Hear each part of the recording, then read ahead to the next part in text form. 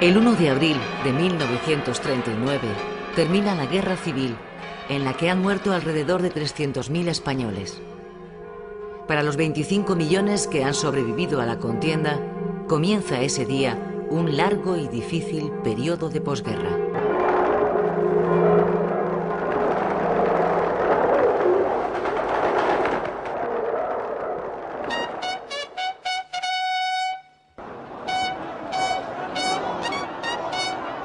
Para celebrar su victoria en una guerra que ha enfrentado a los españoles durante 3 interminables años, el general Francisco Franco, llamado también el Caudillo, preside en Madrid, el 19 de mayo de 1939, un gran desfile militar que dura 5 horas. En él participa una representación de los 2 ejércitos extranjeros que le han ayudado a ganar la guerra. Un batallón de los camisas negras italianos y otro de la Legión Cóndor alemana desfilan ante el vencedor.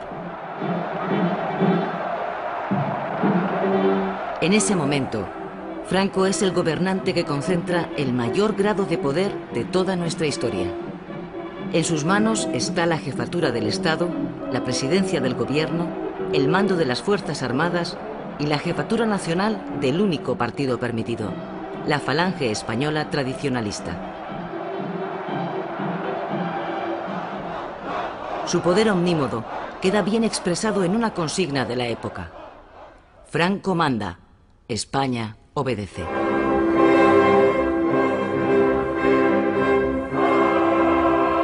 Al día siguiente del desfile de la victoria, Franco recibe la bendición de la Iglesia española.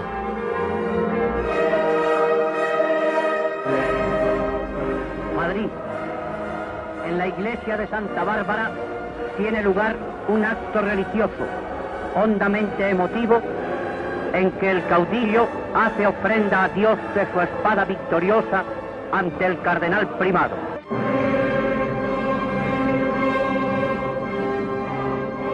El nuevo Estado, que se declara confesionalmente católico y defensor de la fe, devuelve a la Iglesia Católica el poder y la influencia perdidos durante la República.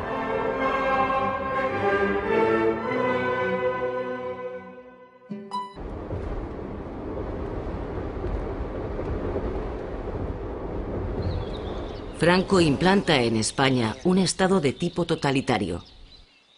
Un Estado totalitario armonizará en España el funcionamiento de todas las capacidades y energías del país, en el que dentro de la unidad nacional el trabajo, estimado como el más ineludible de los deberes, será el único exponente de la voluntad popular. La dictadura militar suprime todas las libertades democráticas. Los partidos y los sindicatos quedan prohibidos.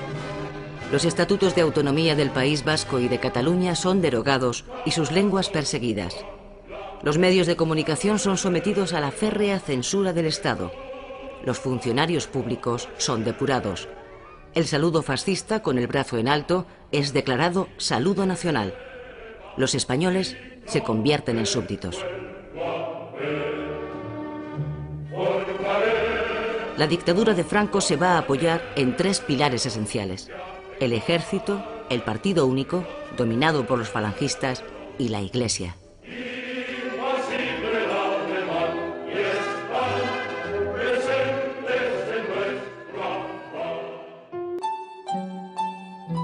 La otra España, la que ha perdido la guerra, participa en otro tipo de desfiles, los de la derrota.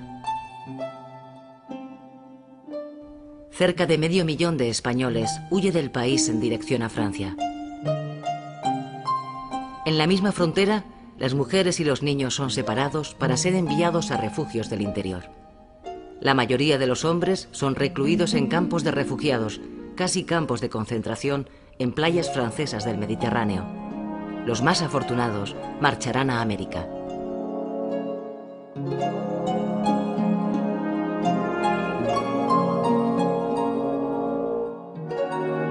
La gran mayoría de los vencidos que optaron por quedarse en España han sido detenidos y son obligados a recorrer el país con destino a campos de prisioneros donde quedan encerrados. En un primer momento, las plazas de toros y los campos de fútbol se convierten en depósito de los más de 300.000 prisioneros. Medio centenar de campos de concentración provisionales se abren en toda España para encerrar a los miembros cautivos del ejército republicano. El siguiente paso es la depuración de responsabilidades políticas. Atención, atención. Los nombres de la siguiente lista preparados para el Consejo de Guerra. Alrededor de 40.000 presos son condenados a muerte y fusilados en los años que siguen al final de la guerra. Fallamos que debemos condenar y condenamos al procesado como autor de un delito de adhesión a la rebelión a la pena de muerte. Otros muchos, como el poeta Miguel Hernández o el dirigente socialista Julián Besteiro, mueren en la cárcel, víctimas de la desnutrición, el frío y la miseria. La feroz represión sobre los derrotados es una de las bases en las que se asienta el nacimiento del nuevo régimen. De hecho, el estado de guerra se mantiene en vigor 9 años más, hasta 1948. La paz solo llega para los vencedores. Sobre los vencidos cae el castigo, la humillación y el miedo.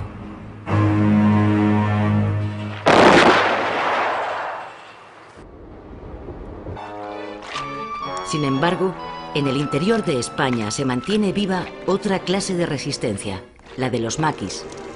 Son unos 7.000 hombres que al terminar la guerra se habían refugiado en los montes de todo el país. Desde allí, sostienen durante toda la década de los 40 una silenciosa lucha de guerrillas contra el régimen. Muchos de ellos caerán abatidos por la Guardia Civil.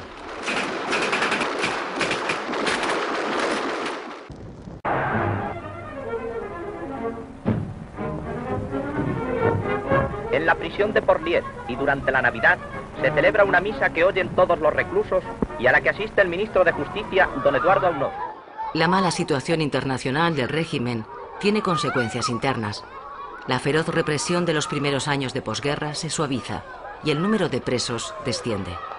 El último decreto de libertad condicional abre las puertas de las cárceles para numerosos condenados que se reúnen emocionadamente con sus familias. Con este decreto ha quedado resuelto el problema penitenciario y no quedará en las cárceles más población penal que la que habitualmente existía con anterioridad al 18 de julio de 1936.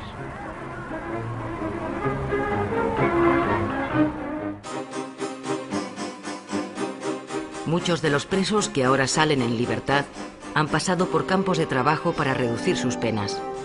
De ellos, unos 20.000 han estado aquí, en Cuelgamuros, excavando el interior de la montaña para construir el Valle de los Caídos, un gran mausoleo en memoria de las víctimas de la Guerra Civil. La idea, del propio Franco, se puso en marcha en 1940.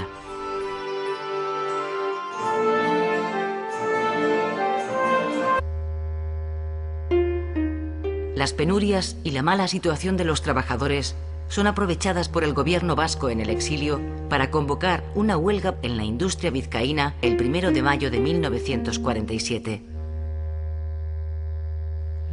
La huelga, que constituye un éxito, es seguida por 50.000 obreros.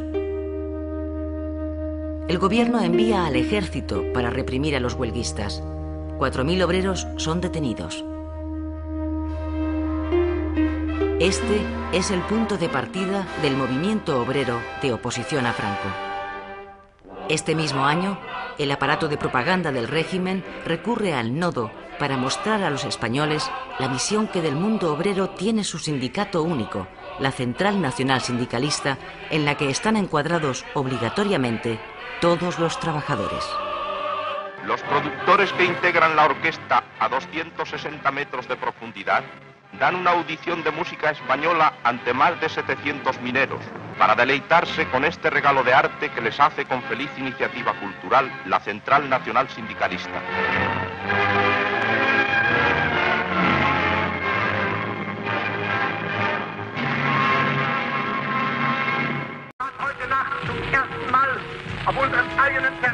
Con la invasión de Polonia por la Alemania de Hitler, comienza, a los 5 meses del final de nuestra guerra, la Segunda Guerra Mundial.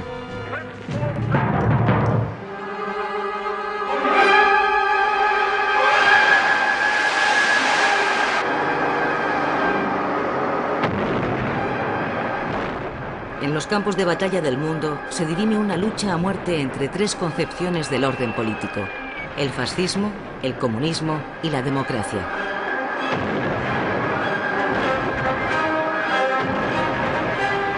El rápido avance de los ejércitos alemanes en Europa modifica la política española, que en un principio había sido de neutralidad plena.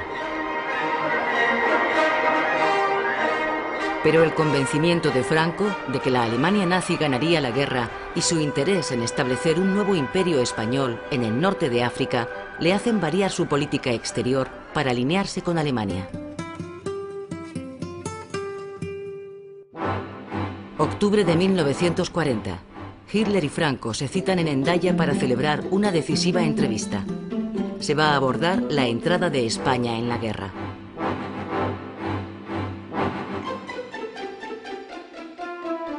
Hitler pretende que España entre en la guerra cuanto antes, pero no tiene intención de ofrecer a cambio grandes concesiones. Franco aspira a que se le cedan las posesiones de Francia en el norte de África.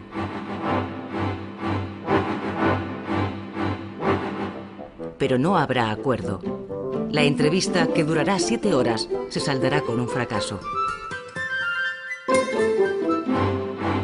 En un intento por convencerle, Hitler encarga a Mussolini que hable con Franco, pero también fracasa. El régimen franquista recupera el entusiasmo por la Alemania nazi cuando Hitler invade la Rusia de Stalin, a quien los falangistas consideran el principal responsable de nuestra guerra civil. Franco autoriza la formación de una fuerza militar de voluntarios, la División Azul, para enviarla al frente ruso en ayuda de Alemania.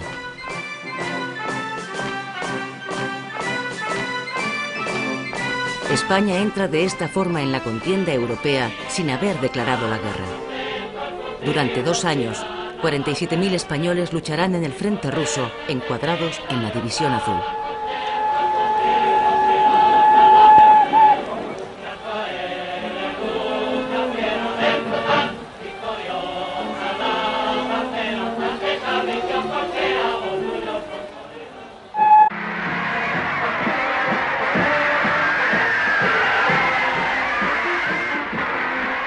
Con la liberación de París en el verano del 44, se acerca el fin de la Guerra Mundial. La derrota del fascismo en Europa alienta la esperanza de los republicanos españoles en el exilio. Muchos de ellos han participado en Francia activamente en la resistencia contra el nazismo. El Partido Comunista, que confía en recibir ayuda por parte de los gobiernos aliados, organiza ese mismo otoño una operación para liberar a España de las garras del franquismo. 4.000 guerrilleros entran clandestinamente en el país por el Valle de Arán con ese objetivo, pero la operación se salda con un rotundo fracaso.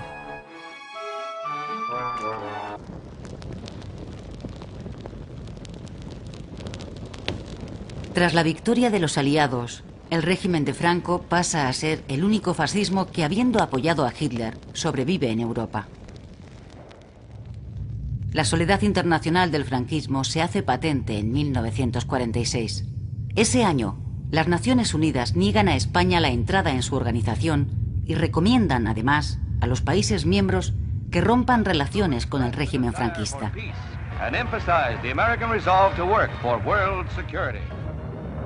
Inmediatamente, los embajadores abandonan uno tras otro Madrid. Francia cierra su frontera con España. El régimen de Franco queda totalmente aislado del exterior.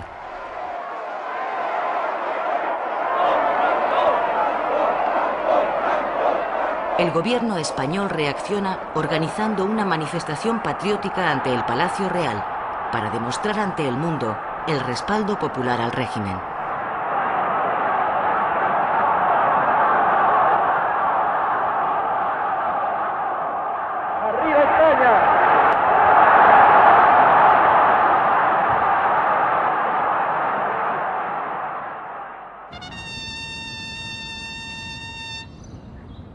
La nueva situación internacional obliga a Franco a modificar su política.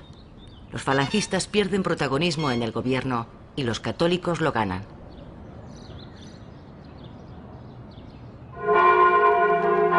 El régimen pretende distanciarse del fascismo derrotado a base de acentuar su carácter católico. Las procesiones, las concentraciones religiosas y los ejercicios espirituales se celebran masivamente en todo el país. Para el régimen es una necesidad de política interna, pero es también una reafirmación frente al rechazo exterior. Son los años del nacionalcatolicismo. La Falange, en consecuencia, pierde algunos símbolos de su poder. El saludo fascista, con el brazo en alto, deja de ser saludo nacional. Además, el partido único, Falange Española Tradicionalista, pasa a ser llamado genéricamente el Movimiento. ¡Arriba España! En su estrategia para ganar una cierta legitimidad, el gobierno organiza en 1947 un referéndum. Se trata de aprobar una ley de gran importancia para el futuro del régimen, la Ley de Sucesión. España se constituye en reino, aunque sin rey. Franco es definido como jefe vitalicio del Estado y se le reconoce el derecho a elegir a su sucesor. La ley es aprobada por el 93% de los votantes. Es el primer pucherazo de la historia del régimen.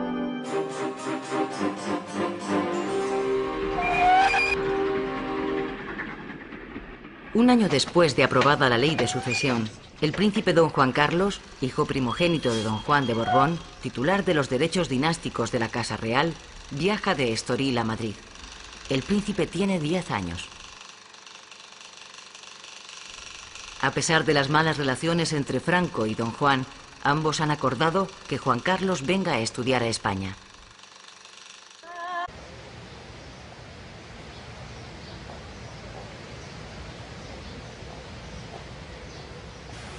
Pasados los peores momentos del aislamiento internacional a la dictadura, Franco confía en vencer el recelo de las potencias democráticas hacia su régimen. En el Palacio del Pardo, Franco rige y gobierna el destino de los españoles y vela su paz fecunda, como fue Adalid en la hora de la dura batalla.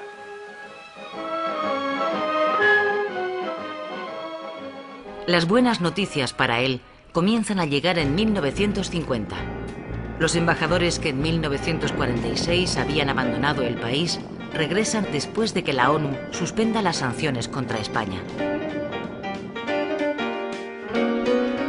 En agosto de 1953 se firma en Roma el Concordato de España con la Santa Sede. El concordato supone el definitivo espaldarazo al régimen por parte del Vaticano.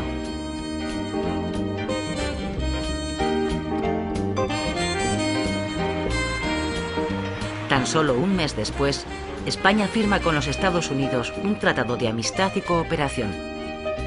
A cambio de recibir ayuda económica, España permite instalar en su suelo 4 bases militares norteamericanas. Este acuerdo es para Franco su mayor éxito diplomático. Sin haber renunciado a su régimen dictatorial, ha logrado el respaldo de Estados Unidos. Unos años más tarde, el presidente Eisenhower visitará oficialmente España y sellará así el acuerdo de amistad entre los dos países. El reconocimiento internacional al régimen culmina en 1955 con el ingreso de España en la ONU. La década de los 50 supone para Franco su legitimación definitiva e irreversible en el exterior. Esto le coloca en una posición de clara seguridad frente a la oposición que vive en el exilio.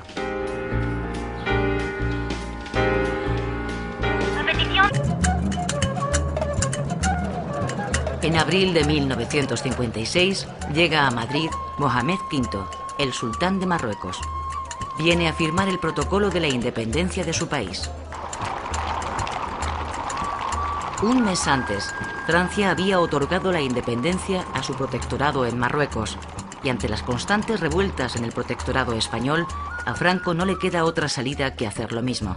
Ambas personalidades pasan a la antecámara, donde Franco, tras hacer presente el afecto de España hacia Mohamed V, le impone el collar de la Orden Imperial del Yugo y las Flechas.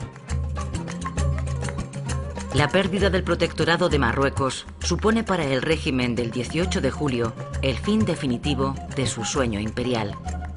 A partir de entonces, España tendrá que hacer frente, además, a las constantes aspiraciones territoriales del nuevo Estado marroquí.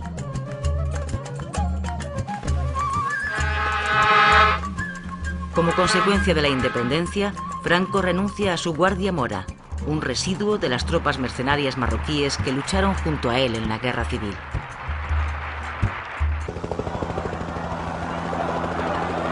En 1959, coincidiendo con el 20 aniversario del final de la Guerra Civil, Franco inaugura el Valle de los Caídos. El monumento está muy cerca de El Escorial, la que fue residencia de Felipe II y es panteón de los reyes de España.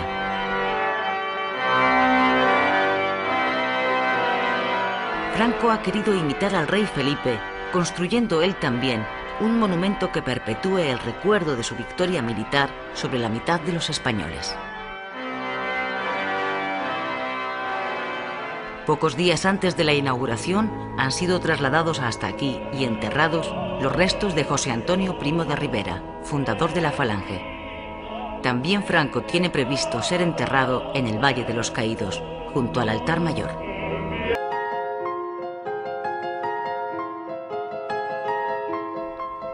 La España del año 39 es un país en ruinas, económica y humanamente destruido, moralmente quebrantado y desgarrado en lo más hondo de su ser.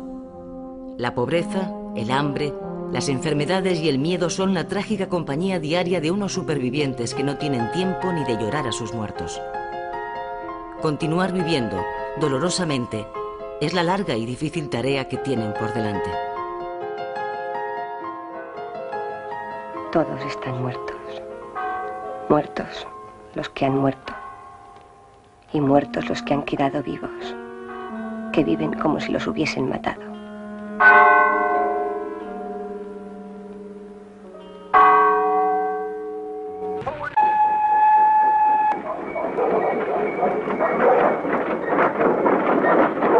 ¡Preparados! ¡Prisa! ¡Aquí! ¡Cuidado, repetir! La dramática escasez de alimentos en la España de posguerra hace florecer un colosal tráfico ilegal de víveres.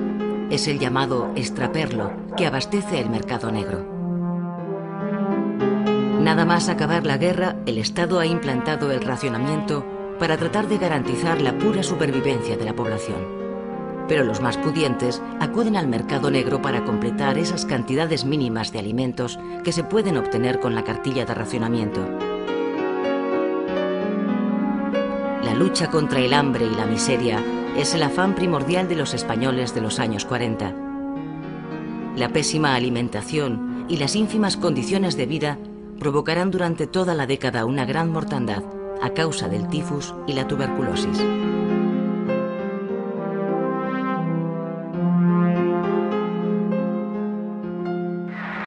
El problema de la falta de alimentos se hace dramático a causa de la sequía que devasta el campo español durante los años 44, 45 y 46, los más secos del siglo. La pertinaz sequía es la recurrente expresión que utiliza el régimen para justificar la escasez de pan. La falta de trigo en una situación de aislamiento internacional endurece el racionamiento. El extraperlo se generaliza y los precios se doblan en pocos meses, pero los salarios permanecen estables.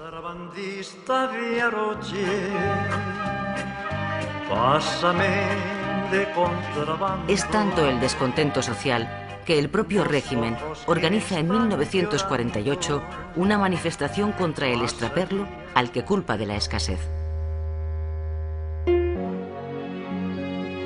El sueño económico del franquismo había sido desde el final de la guerra conseguir el autoabastecimiento. Su pretensión era que el país fuera capaz de producir todo lo necesario para la vida y la industria nacional sin necesidad de realizar intercambios con el exterior, es decir, la autarquía.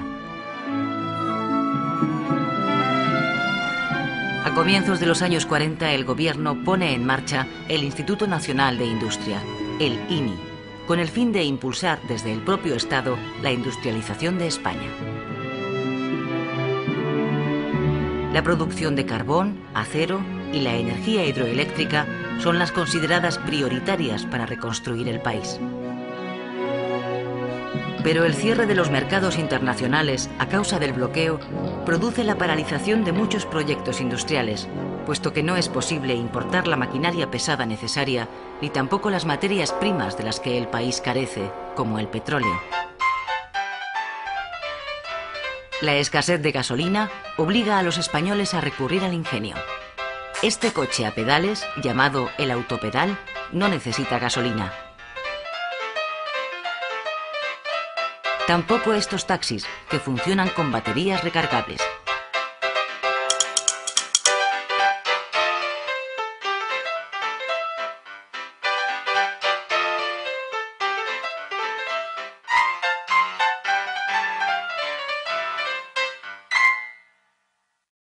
Francisco Franco, caudillo de España por la gracia de Dios. Esta es la leyenda que alrededor de la efigie de Franco lleva la nueva moneda de una peseta que se pone en circulación en 1948. Franco, que empieza a ganar la batalla de su supervivencia en el poder gracias a la Guerra Fría y la consiguiente suavización del aislamiento internacional de España, se decide, tras 12 años en el poder, a poner su cara en las monedas españolas.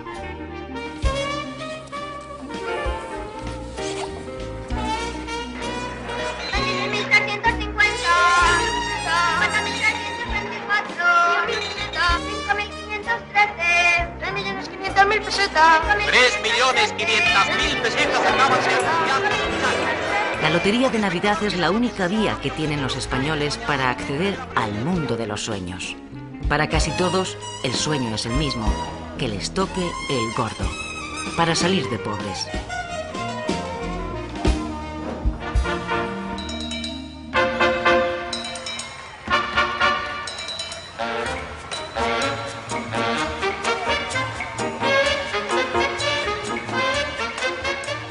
Los años 50 traen a los españoles la esperanza de que acaben, después de tantos años, el hambre y las penurias.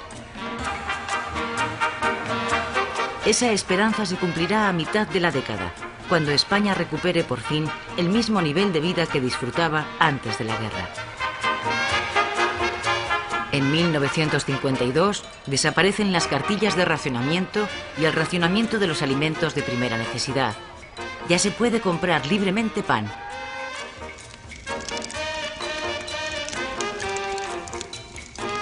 En la década de los 50 se inicia el éxodo del campo a la ciudad de los campesinos. En ese momento, casi la mitad de la población española vive del campo, pero las malas cosechas de los últimos años no dan para comer. Los jóvenes abandonan la tierra.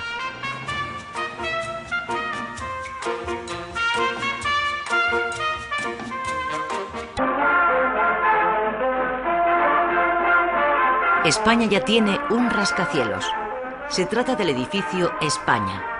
Tiene 27 pisos y 117 metros de altura. Es el más alto de todo el país y pronto estará listo para ser habitado.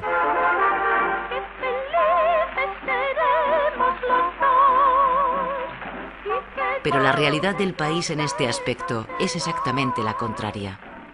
El déficit de viviendas es elevadísimo. Faltan más de 1 millón de pisos. El problema se agrava con la llegada de campesinos a las ciudades. Encontrar casa es, para los españoles, el problema más acuciante del momento.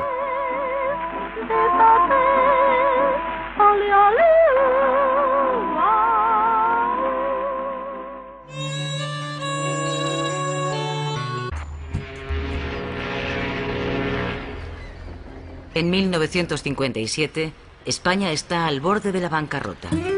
La política económica basada en la autarquía está estrangulando al país. Ya no quedan divisas, ni siquiera para importar las materias primas imprescindibles para la actividad industrial. Franco se ve obligado entonces a cambiar el gobierno para reforzar el área económica. Técnicos católicos, miembros del Opus Dei, se hacen cargo de las carteras económicas. Son los llamados tecnócratas. El agravamiento de la situación obliga a Franco a dar un giro radical a su política económica. En 1959 y muy a su pesar, aprueba un plan de estabilización. A partir de entonces, la economía española se liberaliza. El mercado español se abre al exterior y se autoriza la entrada de inversión extranjera. La peseta sufre una de las mayores devaluaciones de su historia y pierde casi la mitad de su valor. Mi peseta, ¿qué le pasó a mi peseta? Que ahora vale 3 reales. Yo me vuelvo majareta con la gloria de mi padre. Mi peseta, ¿qué le pasó a mi peseta?